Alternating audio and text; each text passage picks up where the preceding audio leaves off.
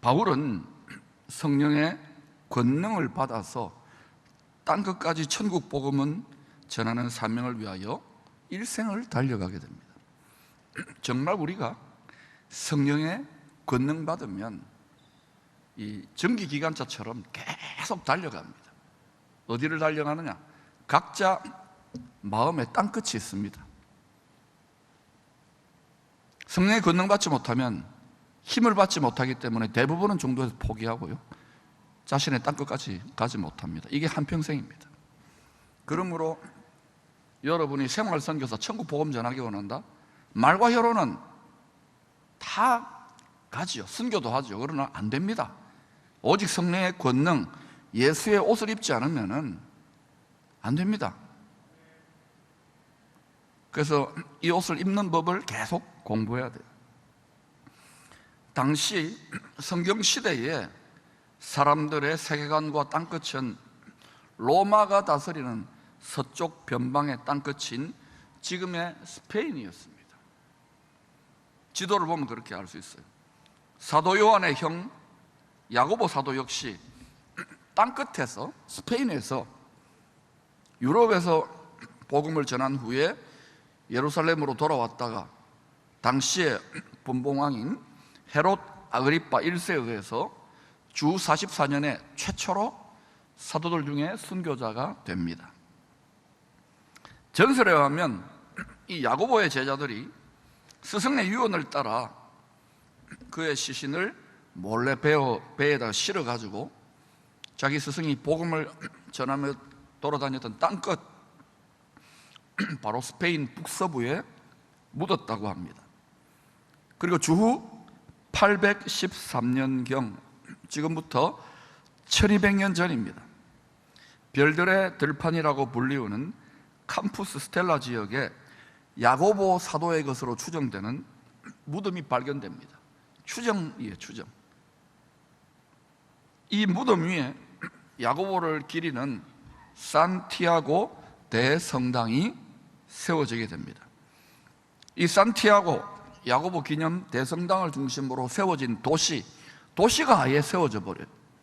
바로 산티아고 데 콤포스텔라입니다. 왜 제가 이걸 장황하게 이야기하느냐? 여러분 다 한 번쯤은 들어봐서 산티아고 순례길, 그죠? 야고보 순례길. 여기가 뭐냐? 본래는요, 야고보가 예수의 천국 복음을 전하기 위하여 성령의 권능으로 땅끝까지 나아가서 복음을 전하며 돌아다녔던 바로 그 스페인 복음의 순례길입니다. 근데 지금은 전 세계에 믿는 자와 믿지 않는 자 다 신불신 막론하고요, 거기에 이렇게 세계적인 제일 유명한 그 순례길이죠. 거기에 최종 목적지가 지금 보는 저 산티아고 대성당입니다. 저도 7년 전에 믿음의 한계에 부딪혔을 때 프랑스 북부 생장에서 산티아고 대성당까지, 스페인 대성당까지, 저 위에 보면은 오른쪽 위에 저 빨간 게 있죠. 저기는 프랑스 국경입니다. 저기 생장을 넘어가지고 피레네 산맥을 넘어가지고 스페인 북쪽을 막 하염없이 걷는 거예요. 저기 한 800km 정도 됩니다. 저기 40일 정도 걸었던 적이 있습니다. 이 산티아고 대성당에서 서쪽으로 조금 더 걸어가면 바다가 나오잖아요. 거기에 바로 진짜 유럽의 땅끝인 스페인의 피니스테라 항구가 있습니다. 이 배낭객들, 이 순례자들이 거기 가서요 행하는 나름대로 퍼포먼스가 있는데, 그 지긋지긋한 자기를 짓누르는 그 무거운 짐을요 거기서 다 불태워버려요. 일종의 인생의 짐을 불태워버리고 새 출발한다는 의미죠. 저도 그 산티아고 대성당 앞에 딱 도착하니까 눈물이 찡 나더라고요. 사람이 참 감정적인 존재죠. 그로부터 약 500년쯤 뒤인 1492년 역시 유럽의 땅끝인 스페인에서 이사벨라 여왕의 후원으로 유명한 콜럼부스가 신대륙을 향한 모험에 나섭니다.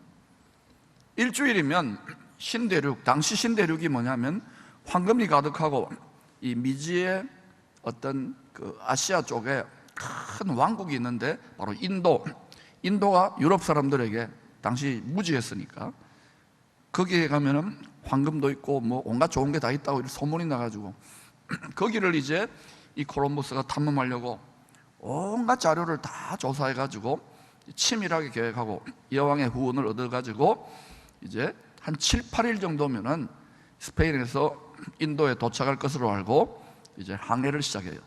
근데 일주일이 뭐예요? 2주까지도 견딜 만한데 3주, 4주, 한 달이 넘도록 코빼기도 안 보이고 망망대해만 끝이 없이 펼쳐지는 거예요. 그러니까 어때요? 처음에는 야, 한몫 단단히 잡자고 콜럼버스 말을 듣고 따랐던 이 배의 선원들이 완전히 두려움에 절망감에 사로잡혀가지고 스페인으로 돌아가자. 그래서 선상반란을 일으키게 됩니다. 스페인이나 콜럼버스나 선장과 지도자들을 다 죽여버리고 돌아가자.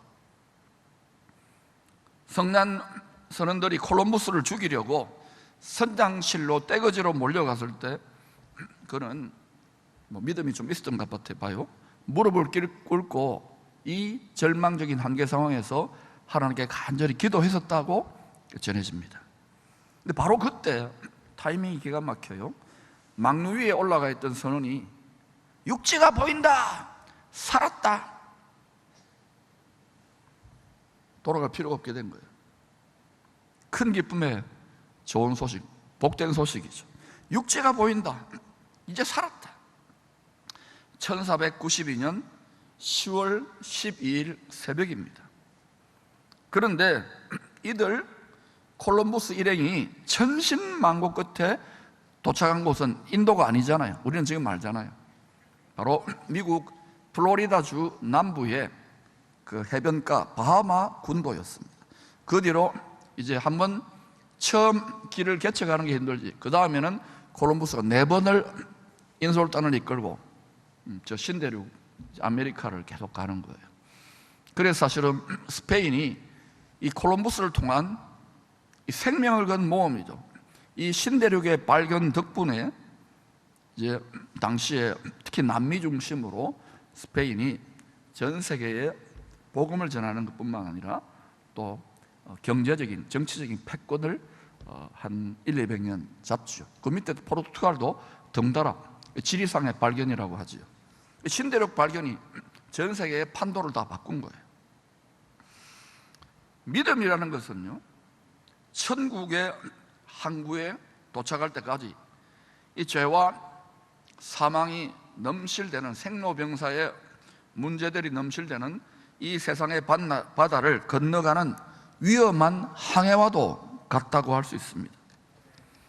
이 한평생에 걸친 믿음의 여정에서 고요하고 잔잔하게 경치를 즐기는 즐거움의 분위기도 만끽할 수 있지만 때로는요, 광풍을 만나가지고 배멀미 정도가 아니라 죽을 것 같은 고통의 시험을 당하게 되는 경우도 자주는 아니지만 한두 번, 또 어떤 사람은 몇 번 경험하기도 하지. 아마 인생을 오래 사신 인생 선배, 믿음 선배들은 이런 거 다 경험해 보셨을 거예요. 그러나 여러분 꼭 명심하세요. 하나님을 의지하는 성도, 여러분 하나님 의지하잖아요.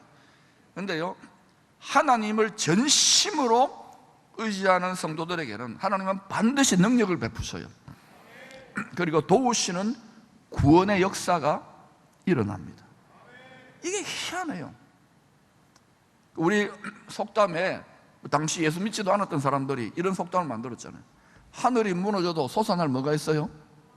예, 바로 이 세상을 창조하신 하나님이 죄인의 인생들을 향한 구원과 긍휼과 도움의 구멍이 열리는 거예요. 그런데 놀랍게도 2000년 전에 예수 그리스도께서 바로 낙타가 바늘기로 들어갈 것 같은 그 좁은 천국 문의 구멍을 열어 젖히셨어요. 이제 누구든지 예수 보혈의 피를 의지하여 나아가면 담대히 나아가면 소원의 항구에 도착할 수 있습니다. 시편 107편 28절에서 30절까지를 같이 읽어보십시다. 시작. 이에 그들이 그들의 고통 때문에 여호와께 부르짖음에 그가 그들의 고통에서 그들을 인도해 내시고 광풍을 고요하게 하사 물결도 잔잔하게 하시는도다. 그들이 평온함으로 말미암아 기뻐하는 중에 여호와께서 그들이 바라는 항구로 인도하시는도다. 우리가 그러잖아요. 거친 세파, 인생의 풍파가 있는 거예요. 신앙의 항해도 인생이라는 배를 타고 항해하기 때문에 신앙인들도 풍파를 만날 수밖에 없어요. 아무리 믿고 기도하며 몸부림을 쳐도 빠져나올 수 없는 깊은 좌절의 수렁과 웅덩이에 들어갈 수 있습니다. 여러분 분명히 아십시오.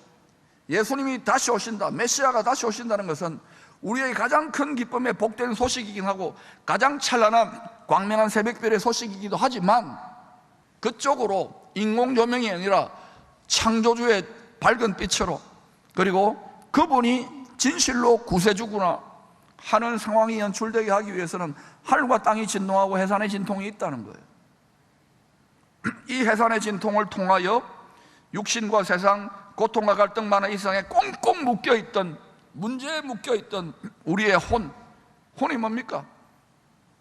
마음과 생각과 감정과 의지가 얼마나 흔들리고 스트레스 받고 돌아서면 여러분 또 1분 만에 흔들리기 시작할 겁니다. 이것이 생명의 성령께 완전히 삼켜져 자아의 죽음을 당하게 되는 거예요. 완전히 삼켜져.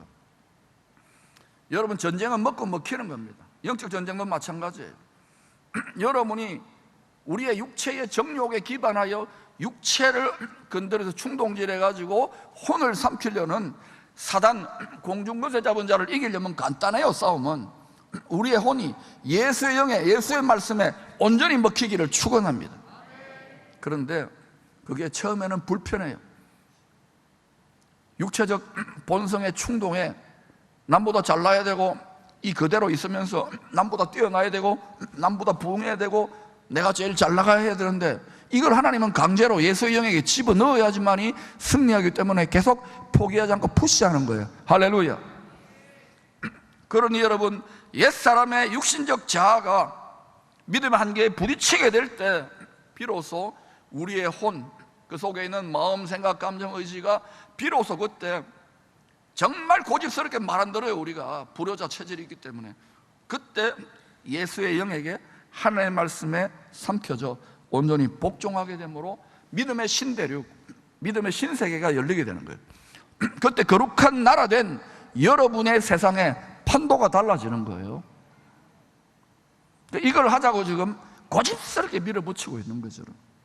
이것이 여러분과 여러분 가정과 여러분 자녀와 교회와 한국에 유익하기 때문에. 이러한 파이니어의 스피릿을 갖고 가는 개척자들은요 거의 죽을 것 같은 고통을 당연하게 겪어요. 처음에는 이게 이상한 일인 것 같은데, 근데 이걸 깨닫고 보니까 온전히 기쁘게 여기는 거예요. 할렐루야. 애들을 낳고 애들을 해산의 진통. 할렐루야. 이 믿음의 항해의 여정을 바울은요 갈라디아서 2장 20절에서 자기 자신이 체험적으로 설명하고 있습니다. 바울이 예수 믿기 전에 율법에로는 조금도 부족함이 없다 그랬어요. 한계에 부딪혔어요. 이 위대한 하나님의 말씀을 자기의 혈과 육으로, 자기의 몸으로 다 지켜보려고 했는데 안 되는 거예요. 선교사요, 신학자요, 목사였는데. 같이 읽어볼까요? 시작. 내가 그리스도와 함께 십자가에 못 박혔나니 그런 적 이제는 내가 사는 것이 아니요 오직 내 안에 그리스도께서 사신 것이라. 이제 내가 육체 가운데 사는 것은 나를 사랑하사 나를 위하여 자기를 버리신 하나님의 아들을 믿는 믿음 안에서 사는 것이라. 여러분, 일생에 걸친 믿음의 항해 여정엔 세 가지 단계로 크게 구성되어 있습니다. 우리 설교를 잘 듣기를 축원합니다. 첫 번째는요 내가 예수를 믿는 것입니다. 또는 부모님이 믿는 조상 만나가지고 내가 예수를 억지로라도 믿게 된 거예요. 모태신앙이라고 하잖아요. 그럼 어때요? 다 예수 믿고 이제는 좀 착하게 살아야지, 새 출발해야지, 하나님의 복 받아서 잘 살아봐야 되겠다는 이렇게 믿는 단계입니다. 믿음으로 잘 살아보려고 교회도 열심히 다니고 말씀도 봅니다. 설교도 열심히 듣고 기도도 하고 헌금도 하고 봉사도 하고 선교도 합니다. 노력을 합니다. 더 잘 믿어보려고. 그러나 이러한 노력하는 믿음의 단계는요, 때가 되면 반드시 한계에 부딪히게 됩니다. 그래서 맡은 분량과 사명에 따라서 이것을 도려내고 말씀의 칼로 각을 떠내고 주님이 쓰실 수 있는 그릇으로, 마음의 그릇으로, 심령의 그릇으로, 하나님의 영광과 사랑을 담을 수 있는 그릇으로 담기까지 훨씬 더 많은 혹독한 가혹한 연단을 하시는 것 같이 느껴질 거예요. 요셉이 어땠습니까? 다윗이 어땠습니까? 요업이 어땠습니까? 바울이 어땠습니까? 베드로가 어땠습니까? 공식이에요, 공식. 여러분이 예수 믿고 낙심하게 되고 시험 들고 절망하고 방황하고 기쁨이 사라지고 첫사랑의 은혜가 상실되고 처음의 은혜가 상실되고 입이 삐쭉빼쭉 나오는 이 단계가요, 축복이에요. 이걸 통해서 우리는 하나님 말씀의 법을 배우게 되고 아버지의 심정을 배우게 돼요. 예수 그리스도의 메시아 효자의 심장을 배우게 돼요. 그냥 되는 게 아니에요. 설교 듣는다고 되는 게 아니에요. 설교는 들어야 됩니다. 그러나 실전에서 부딪히면서 다 되는 거예요. 육신적으로는 그리 반갑지 않은 해산의 진통이라는 가이드입니다. 이 진통 가이드에, 박진통 가이드의 안내로 두 번째 믿음의 단계인 예수와 함께 잘 죽고자 하는 마음에 이르게 됩니다. 여러분의 마음 속에요, 이제는 예수 믿고 잘 살아야지 하는데 어느 순간부터 마음의 패러다임이 달라져가지고 예수와 함께 잘 죽어야지, 예수의 마음을 따라가야지, 예수와 함께 나를 십자가에 나의 욕심과 생각을 십자가에 못 박아, 이런 마음이 자꾸 불쑥불쑥 솟아나면 여러분은요, 그런 그릇이 흔치 않습니다. 장성한 예수님이 영어로 깃들일 만한 그런 그릇이 많지 않은데 그런 그릇이 되는 거예요. 이거는 목사다 뭐 선교사다 직분이 중요해서 소용없어요. 영계는 실제이기 때문에. 저는 여러분이 그런 그릇까지 되기를 축원합니다. 그래서 그 그릇까지 가자고 계속해서 외치는 거예요. 여러분이 힘들다는 걸 알아요. 그런데도 계속 외치는 거예요. 고집스럽게. 미워 죽겠다고 생각되는 분은 없기를 바랍니다만 왜 저러나 할 거예요. 그래야지만 이긴다고요.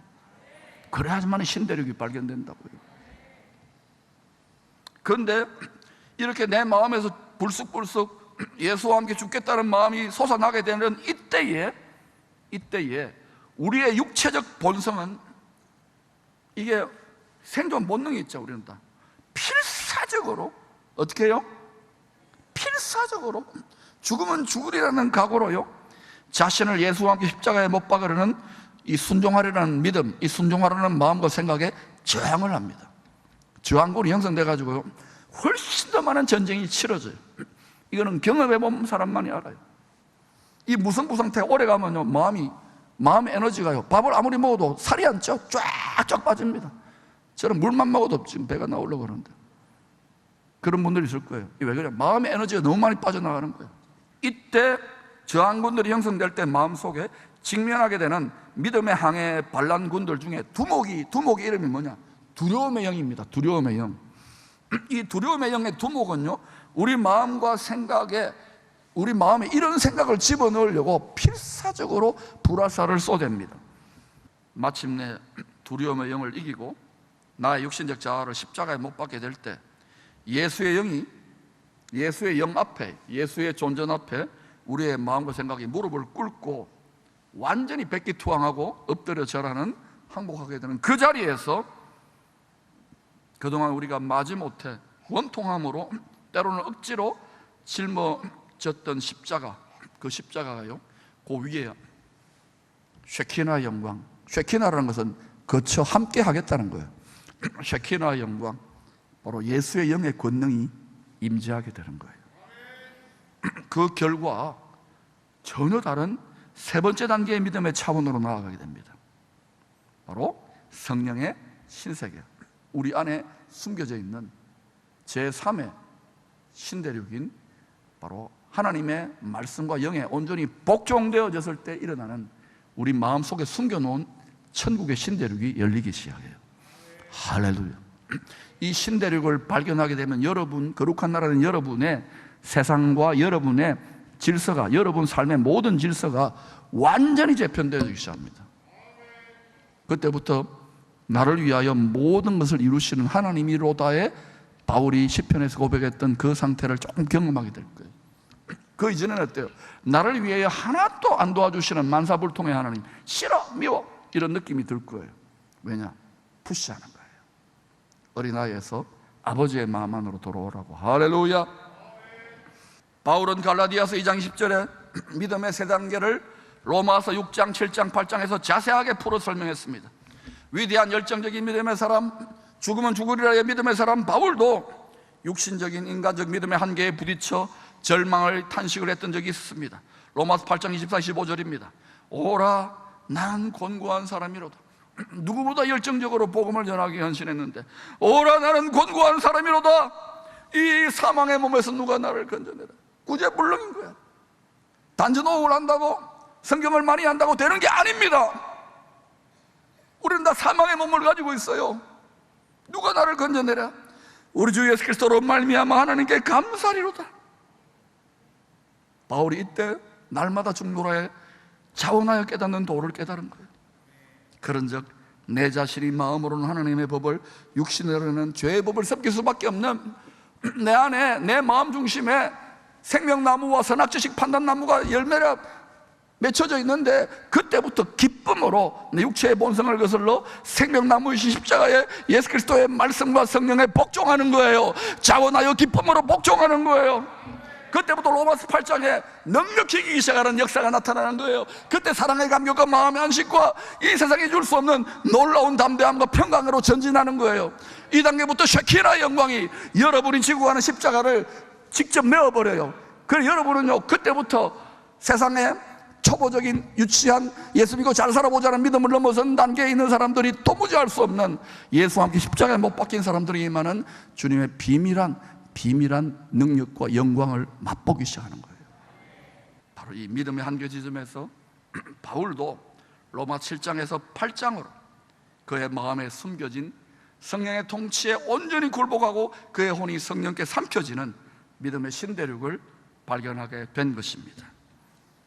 예수 믿고 노력하여 잘 살려고 하는 믿음의 한계 너머에 예수와 함께 잘 죽는 믿음의 신세계가 펼쳐지게 되는 것입니다.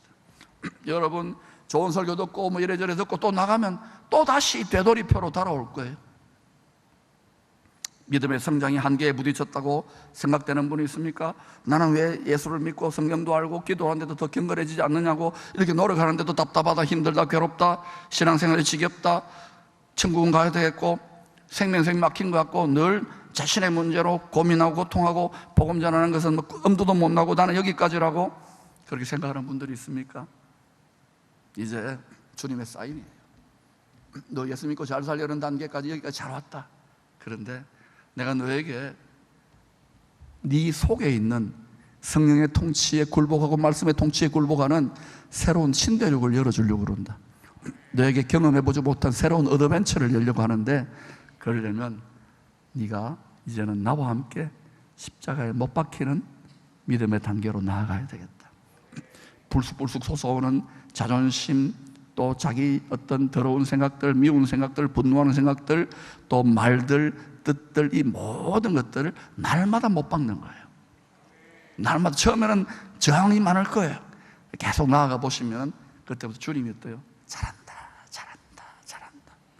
그리고 이게 깨닫기 시작하면 여러분 뱃속으로부터, 중심으로부터 주님을 위하여 때때로 이런저런 우리 몫에 태인 십자가의 고생을 하는데도 빼앗기지 않는 생수의 강이, 예수의 영이, 예수의 기쁨이, 천국의 풍요가, 하나님의 지혜와 계시가 강물처럼 빼앗기지 않고 흘러나게 되는 거예요.